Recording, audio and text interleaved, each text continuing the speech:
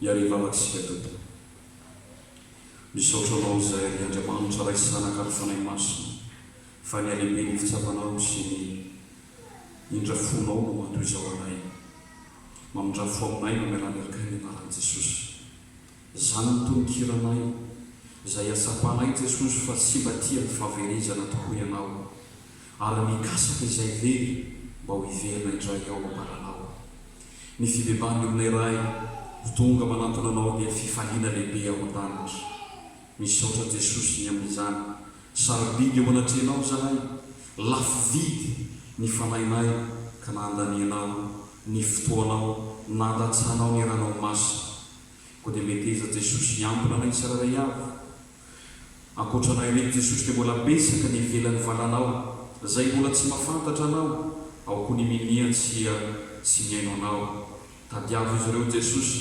angono izy ireo ka vereny indray ao amin'ny valanao mba isany angova ny fanjakanao andre ny teninao zahay androany koa dia mitenenanao Jesosy araka ny fomba mazatra anao ny fanainao masina no ataony izany teny izany ho tafalasaka amponay ka hivelomanay ary ao koa ny famonjena efa nataonao anay Jesosy azonay hatramin'ny farany izany amin'ny anaranao no angatana izany vavaka izany Jesosy amen. Amin'izao alahady fahatelo manaraka ny trinité izao ny avanao ny tenin'Andriamanitra izay voalatra ao anjarasika dia ao amin'ny filazantsara araka ny Lioka toko fahadimy folo ny andininy voalohany ka hatramin'ny andininy fahafolo filazantsara araka ny Lioka toko fahadimy folo ny andininy voalohany ka hatramin'ny andininy fahafolo. Rehefa miara-mahita isika dia mbola hiara-hisangana hanome vonaitan'Andriamanitra hamaky izany teny izany amin'ny anarany Jesosy ary ny mpamoro hetra rehetra sy ny mpanota nanatona hiaino an' Jesosy dia nimonmonina ny fariseo sy ny mpanoran-dalàna ka nanao hoe ilay ty mandray ny mpanota ka miara-mihinana aminy fa iza nanao izao fanoarana izao taminy hoe iza moa no olona aminareo izay manana ondro zaka ka very anankiray no tsy mandao ny 550 any an'hevitra ka mandeha hitady ilay very mandra-pahitany azy ary rehefa hitany iny dia ataony eo an-tsorony ka dia faly izy ary rehefa tonga ao an-trano izy dia mamory ny sakaizany sy namany ka manao aminy hoe avia iara faly aminy fa efa hitako ilay ondriky very lazaiko aminareo fa isy fifaliana toy izany any an-danitra ny amin'ny mpanota iray izay mibebaka noho ny amin'ny olona marina 750 izay tsy misy tokony hibebany ary iza moa no vehivavy manana faratsakely 10 ka very anankiray no tsy mampirehetra jiro ka mifafatrano sy mitady fatratra mandra-pahitany azy ary raha hitany iny dia mamory ny vehivavy sakaizany sy ny namany izy ka manao hoe avia ray faly aminy fa efa hitako ilay faratsakely izay very lazaiko aminareo fa misy fifaliana toy izany eo anatreny anjelin'Andriamanitra sy ny mpanota iray izay mibebaka.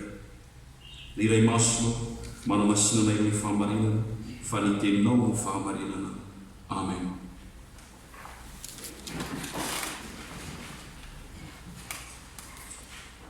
Ry fiangonana malala aminareo ani ny fahasoavana sy ny fiadanana avy amin'Andriamanitra raisika sy Jesosy Kristy. Amen. Ny perikopa anjarasika androany hafa dia miresaka ny amin'ny fanoarana izay nataon'i Jesosy ho an'ny fariseo. Ireto fariseo reto sy ny mpanora-dalàna dia nimonmonina rehefa niara-ny sakafo tamin'ireo Jesosy ka nanao ty fanoarana ity izy rehefa niamafy ny sikera nataon'izy ireo izay milaza ho manam-pahendrena sy manam-pahalalana eo amin'ny Israely. Tsy fantatry izy ireo misy io ary lazay fa miara ao anatin'ny lôzika Jesosy zanak'Andriamanitra ve dia miara mitakosina amin'ny mpanota, mpangalatra, mpamon'olona, mpivarotena takosina amin'izany ve zanak'Andriamanitra ny mpampianatra reo ka ao anatin'ity fanoarana ity dia olona roa lehilahy iray vehivavy anankiray mitady zavatra very ondry sy vola entiny Jesosy hamalina izany tsikera nataony fariseo sy mpanora-dalàna izany. Amin'izany indrindra no ampitany Jesosy an'Andriamanitra ho ilay mpitady ny very, ary ny zavatra kasava na ilay tadiavina dia izay rehetra voailika teo amin'ny fiarahamonina na tsy misy dikany teo amin'ny fiarahamonina, izany hoe Jesosy miandany amin'ny voailika rehetra. Iza moa ireto mpamory rehetra, nahoana no heverinao mpanota izy ireo, ary matetika hita amin'ny fahazantsara ny tsy fanazana azy ireo fa nahoana? Efa hatramin'ny ela taloha ela indrindra talohan'ny andron'i Jesosy efa nisy ny resaka fandoavan-ketra, ny resaka hetra zany. Ka tamin'ny andron'ny fitondrana Romanina, rehefa teo ambanin'ny fanjakana Romanina ny Palestina, ny faratran'ny Jiosy, dia namidiny izy ireo tamin'ny Jiosy mpanankarena io posta io, ny postany mpamoretra zany namidiny Romanina ho amin'ny Jiosy izay manambola, ho amin'ny Jiosy izay manankarena, ny postany mpamoretra. Ka izy ireo no mpanelanelana ny mpitondra Romanina amin'ny vahoaka Jiosy amin'ny alalan'ny fanangonana hetra. Tsy tiany vahoaka Jiosy izy ireo noho ny alatra taona, satria mitaky mihoatra noho ny normal izy reto, mitaky mihoapapana. Vokatr' zany dia niklasian'izy ireo toy ny mpangalatra, ny mpamory hetra.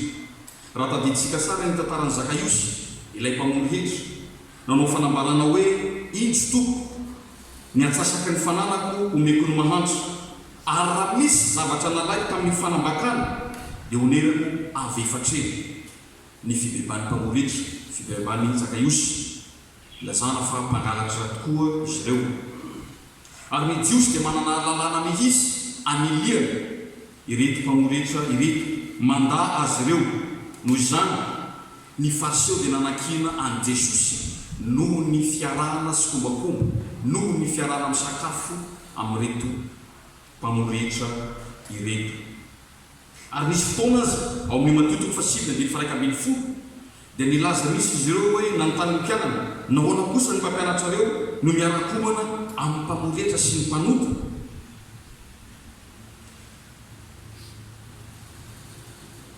Tsy izy ireo ihany, fa besaka ny voailika teo amin'ny fiarahamonina Jiosy, toy ny vehivavy zanga, ny boka, ireo hafa firenena rehetra dia voailika teo amin'ny firenen'ny Jiosy.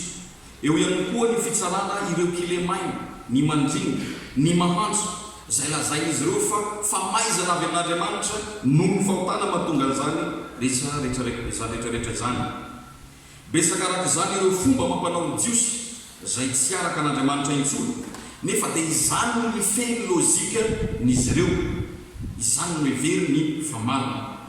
Fatsapanilika na exclusiviste na discriminatoire sy tsy mametraka ny lazan'endrik'Andriamanitra ao amin'ny olombelona tsirairay izy ireo. Ekena fa misy ao amin'ireo fitsipoka na lalàna izay petraka izy ireo misy mesure préventive iarovana ny rehetrarehetra, nefa tsapan'ny Jesosy amin'ny Aman'Andriamanitra azy fa diso tafahoatra ny fanibazimbana sy ny faniratsirana ataon'izy ireo ny olona izay nataon'Andriamanitra. Ary ny tena loza dia izao, ny fiheverana io zavatra taony sy toe-tsaina io ho mety sy ho marina, ka nahatonga ny Jesosy milaza amin'ny Mateo 7:1-13 hoe lazaiko aminareo marina tokoa fa ny mpamory hetra sy ny fivavy-janga mialohanareo any amin'ny fanjakan'ny lanitra. Raha lazaina amin'ny fomba hafa dia izao, ireo ailika ireo mihitsy no hiditra voalohany amin'ny fanjakan'Andriamanitra. Mampalahelo ny toe-javanisy tamin'izany fotoana izany. Asy magaga raha midina misy Jesosy avy any an-danitra, hamerina indray amin'ny lohan'ny ny zavamisy teo amin'ny faritry Palestina. Ary mandraka ankehitriny, araka ny voalazan'ny mpanoratra boky sasany, ny Jiosy dia mijanona ho être insociable, sarotra hiara-monina mandraka ankehitriny.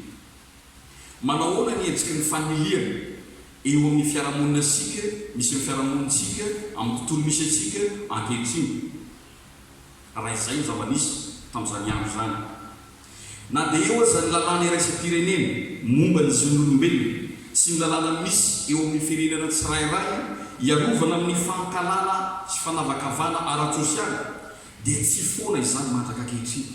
Mbola misy zany mandraka ankehitriny, ary ny tena mampalahelo dia ny fiainan'ny fiangonana sasany amin'izany.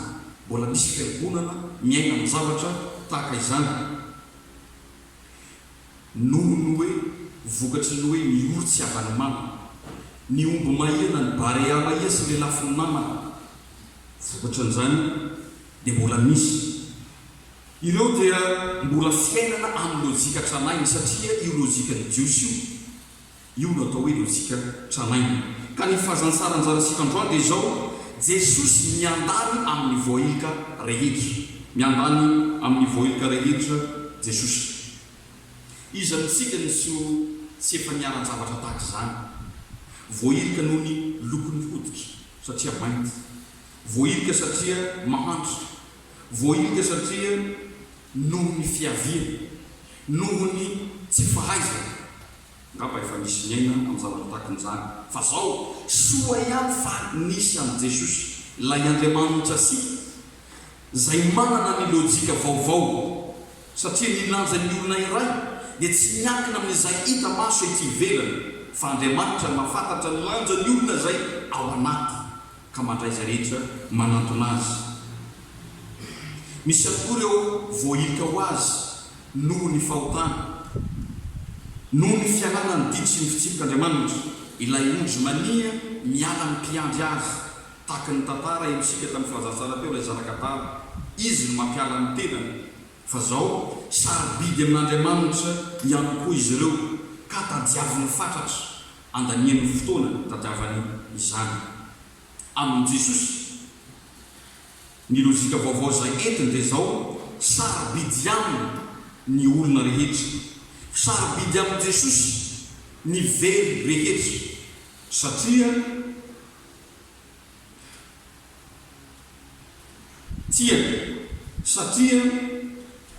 lehibe eo anatrehany, andanian'ny fotoana, ampiasany izay ananany rehetra, ary andaniany herim-po ny fitadiavany an'izay rehetra very, ho an'izay rehetra nisitaka rehetra.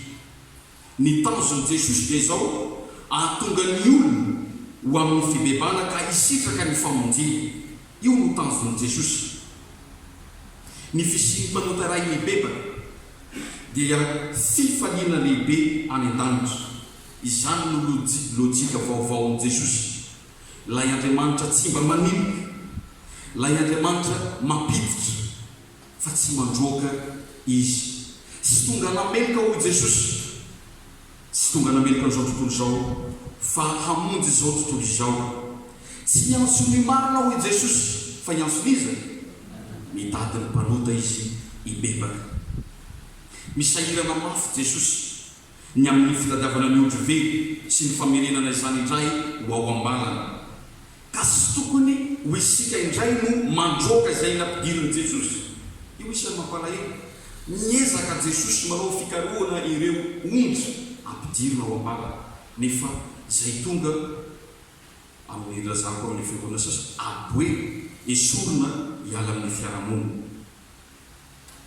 Jesosy dia tsy mikasaka fotsiny ihany ny ondry very, fa mitondra eo an-tsona, raha isika sara tamin'ny namaky azy teo, izay ondry hitany, ilazana ny mahasarabidy antsika eo masina sy ny fakarakarana taony rehefa misy ondry hitany. Karakaraina, kolokoloina tahaka ilay zanakadala. Ilay zanakadala sy mihevitra hoe mbola ho tiany rainy, nefa mihoatra lavitra ny zavatra mieritrereta. Mikolokolo izy, manao suivi Jesosy, ary manana ny mesura rehetra hikarakarana ny ondry izay very ka hita indray. Sambatra isika ny amin'izany Jesosy izany, satria tsy hoe tadiavina fotsiny dia hoe vita, fa misy fikarakarana. Ny fiangonana ihany koa dia manana ny fomba tahaka izany, ny amin'ny fitaizana ny ondry tsirairay, ny amin'ny fikolokoloana ny ondry tsirairay izay nitadiavany Jesosy mba ho tamana amin'izany famonjena izany. Ahoana ny voalaza amin'izao ny toko fahatelo andiny fenina ambin'ny folo? fa toy izao no tsy avan'Andriamanitra izao tontolo izao nomeny zanan'ilay tokana mba tsy hovery zay tsy hanino azy fa hanana ny fiainana mandrakizay. Andriamanitra dia mitady ny very, mikasaka zay very izy. Tsy misy na dia ray amin'ny olombelona na amintsika zao na iza na iza no tsy misy dikany eo anatrehan'Andriamanitra, fa tena misy dikany manana lanjany lehibe eo anatrehan'Andriamanitra. Na iza izy na DG izy na sécurité izy na chômeur izy na ino postenao na ino, misy lanjany amin'ny Jesosy isika. Toetra iray lehibe amin'ny maha-Andriamanitra an'Andriamanitra ny Jesosy io ny fitiavana io, ary maizy azy ny asa fitadiavana izay tao ka nitadiavany ny mpanota sy nitadiavana asika rehetra. Nataon'Andriamanitra efatra amin'izay zany asa fitadiavana izany, ary izany no antony lehibe nanaovan'ny fanekem-pihavanana teo amin'ny firenena Israely ka nanomezany lalàna nandefasany mpaminana, ary mbola nanomezany fanomezan-toko sy fanantenana ny amin'ny fahatongavany Mesia mba hitadiavana ny ondry very, satria tiany loatra isika. Amin'ny fanoharana izay tao Jesosy eto riavana, ny fiafarany dia fifaliana mandrakariva rehefa hita ny zavatra very. Ary lazaina amin'ny 5 fa misy fifaliana lehibe toy izany any an-danitra eo amin'ny anjenin'Andriamanitra ny amin'ny mpanota iray izay mibebaka. Ny vidin'ny fanahy dia lehibe, tena lehibe amin'Andriamanitra izay fitiavana. Tsy misy fifaliana anjany any an-danitra raha mitombo ny diplômanao, ny amahay. Tsy misy fifaliana zany any an-danitra raha besaka ny fanananao eto amin'izao tontolo izao, anananao trano, anananao tany, anananao ny zavatra rehetra. Tsy hoe sy ilainareo fa eto amin'izao tontolo izao ihany, ary sy miankina amin'izany ny famonjena asika, ary tsy misy fifaliana anjely amin'izany zavatra izany, fa izay fifaliana anjenin'Andriamanitra ao an-danitra dia ny fibebany olona anankiray, ny fiverenany olona anankiray ao ambalany indray ao amin'ny Jesosy. Na iza izy mibebaka dia fifaliana ho an'ny ao an-danitra araka ny iray isika tamin'ny fahavalon-roapolo teo, ny ao an-danitra mifaly raha misy miovafo, na malaso miovafo, na dahalo miovafo, fifaliana izany. Raha tisika ny afaly ny anjenin'Andriamanitra ao an-danitra dia tsy misy afa-sy ny fiovampo, ny fibebana marina, tena hoe fibebana miloatra avy ao am-po. Tsy misy tsaiky efa rasy indrindra eto amin'izao fiainana izao ankoatra ny fialana amin'Andriamanitra. Tsaiky efa rasy ny fialana amin'Andriamanitra, ary tsy misy tsaiky efa tsara sy atsarovana fahasambarana indrindra afa-sy ny fiainana ny famonjena ataon'Andriamanitra amin'ny alalany famelan-keloka. Zava-dehibe zany. Ary izao mivolazaon'ny Petera 2:9 ny 5 sy ny 7, izay na dia tsy mbola hitanareo aza dia tianareo, ary na dia tsy hitanareo ankehitriny aza nefa satria inoanareo dia iravoravoanareo amin'ny fifaliana tsy azo tonono, fifaliana tsy azo tonono ny oraisika ao anatin'izany famelan-keloka, ny fiverenana amin'Andriamanitra izany, sady be voninahitra mandray ny antony finoana ianareo dia ny famonjena ny fanahy tena lehibe izany. Izany ny fifaliana voavonjy, ary mifaly ny mponiny lanitra noho ny amin'izany fiovoansika fo ho an'Andriamanitra izany. Raha fehezina dia izao, isika rehetra dia samy efa nania tahaka ny ondry, samy efa nivily ho amin'ny lalantsika avy isika rehetra, ary nataon'i Jehovah niatra taminy avokoa ny helotsika, araka ny Isaia 7:15. Ary tsy misy amintsika afaka mahatoky fa sy mbola niala tamin'i Jesosy tamin'ny andro lasa, na hoe tsy hiala amin'i Jesosy amin'ny ho avy, nefa tamin'izany fahaverezasika tamin'ny lasa izany indrindra no namonjena asika ka mbola natafavory isika izao, mahatonga asika eto dia no fitatavan'i Jesosy asika tany amin'ny lasa. Ary tsy maintsy mitady asika izy amin'ny ho avy raha sendraka miala amin'ny pista isika amin'ny lalana marina, mitady asika Jesosy noho ny mahazava-dehibe eo anatrehany. Ny tsy mbola matapitra ny tantaran'izao tontolo izao riavana dia no Jesosy mbola manao an'io asa fitadiavana io, mbola manao an'izany asa fitadiavana zany i Jesosy. zao voalaza ny amin'ny matoto fefatra am'roapolo ny andimy fefatra ambony folo ary toriana nyzao tontolo zao tsy filazantsara ny fanjakana ity ho vavolombelona amin'ny firenena rehetra dia vao tonga ny farany ny fitorena zay ataotsika dia fikasavana ny olona zay sarobidy amin'Andriamanitra satria zava-dehibe loatra aminy isika.